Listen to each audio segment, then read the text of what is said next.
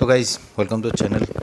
আজকে আমার লাইফের চ্যাপ্টার 22 পেজ 126 ডেট 21/10/2025 চলতেছে।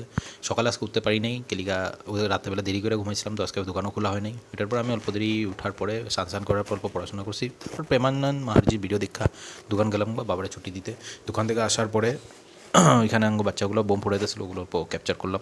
ক্যাপচার করে আমি আরও আমার লগেটা গেছিগা ডিব্রুগড় দুর্গাপূজা, মানে দুর্গাপূজা বলে কালী পূজা দেখতে। তারপরে লগেটার আমি আমার মামার ঘরের সামনে সাইডে আমি পিসি ঘরে পড়ছি, যেটা আমার পিসি ঘরের আগের দিকটা।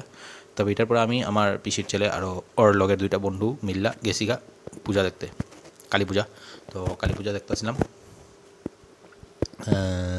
এখানে। পুরো শান্তিপাড়া রোডটা কভার করছিলাম।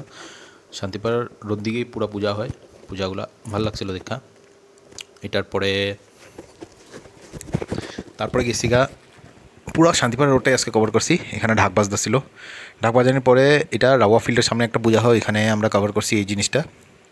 বহু সুন্দর বানিয়েছিল, মূর্তিগুলো বহু সুন্দর ছিল। এখানে আঙ্গ মামা খিচুড়ি বার্তাছিল, এটা অল্প ভিডিও করে নিলাম। ওই যে বড়ো মামা ওই হোয়াইট শার্টে। এটার পরে আরেকটা জায়গায় জাগরাত বানিয়েছিল, ওই জায়গাটা গেছিলাম দেখতে। তারপরে কি সারা দিনটা এরকম করেই শেষ হলো। এটা রাত্রেবেলা অল্প মোমো সোমো খাই আমরা দিনটা কভার করলাম, শেষ।